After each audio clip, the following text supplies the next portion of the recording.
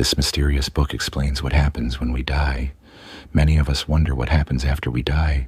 We lived before we came to earth, and we will continue to live after we die. Knowing this plan can give us comfort and peace about death. While we mourn for the loved ones we have lost, there is hope.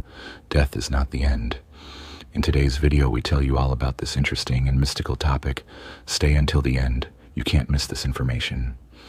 Throughout history, the Tibetan Book of the Dead, or Bardo Thodol, is one of the essential books of Tibetan Tantric Buddhism. It is increasingly known, read, studied, interpreted, and valued in the West. Did you know that it is considered one of the treasures of the earth? And this is the reason, according to tradition. It was written by the renowned guru Padmasambhava in the 8th century and hidden by him in a cave to be discovered by seekers of spiritual treasures of future generations.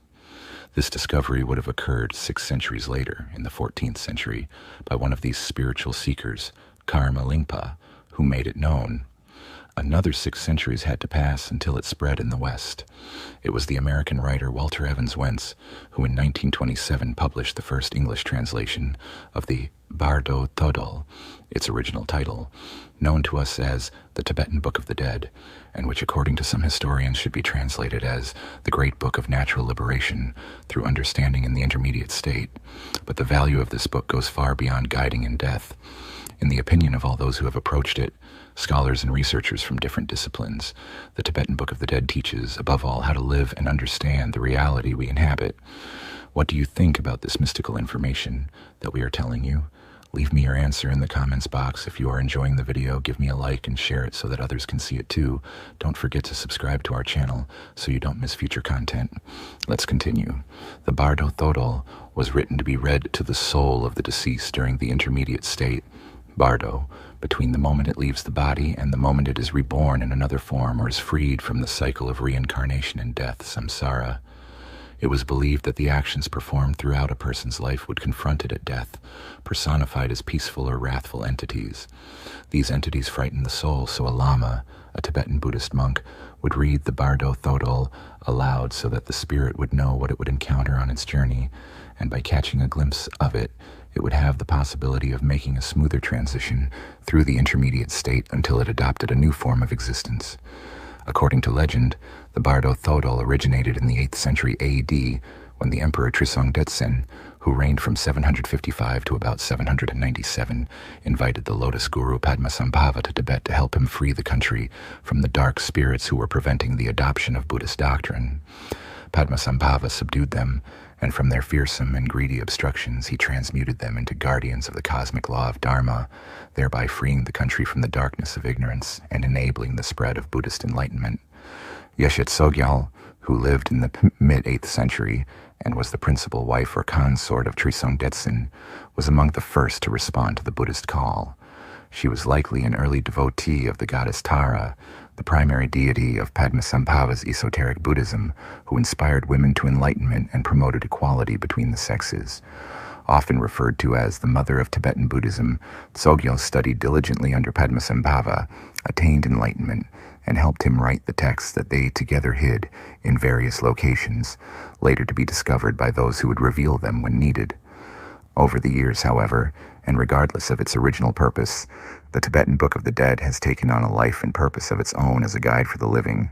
Whatever the interpretation of the work, the text maintains that the soul survives the death of the body and offers comfort by promising continued existence.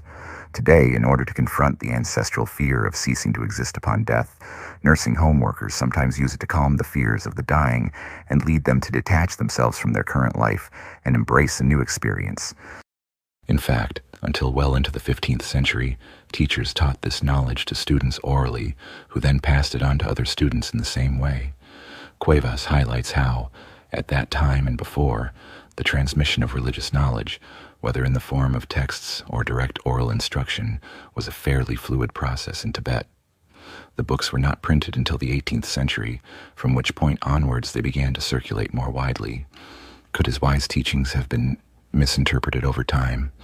To answer this interesting question, we show you the structure of this book so that you can better understand how its teachings are composed. The text has 6 sections, each of which deals with a different phase within the intermediate state. Reminder on the Bardo of reality itself. Germinal verses on the 6 Bardos. religious liturgy of the self-liberated karmic latencies, self-liberated vision, a prayer to the 5 pure lands, direct introduction to the Bardo of becoming, prayer to request the help of the Buddhas and Bodhisattvas of the 10 directions. In the first Bardo, the person experiences the moment of death and passes into the brilliant light seen at the moment of death, which is reality itself, not the illusion of reality experienced on earth. In the second Bardo, one receives a general introduction into all 6 Bardos and the ways in which the Buddha or other entities can manifest.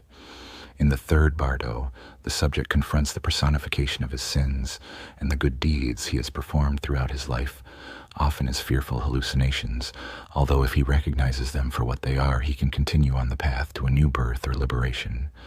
In the fourth Bardo, the person is freed from all illusions of the past life and awakens to pure consciousness. In the fifth Bardo, movement is experienced towards a state of meditation that precedes the next birth, or liberation from samsara.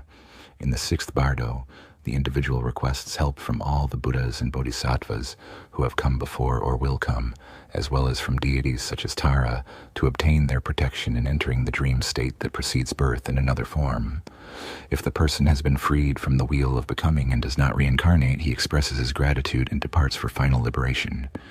So at the base of the Bardo Thodol vision is the Buddhist conception that all things are interconnected and that life is an endless cycle of change and impermanence. What you do in life is returned in death. That's all for today. Remember to subscribe, activate the bell, give it a like, and check out our content. Comment if you liked our video, and don't miss the next one.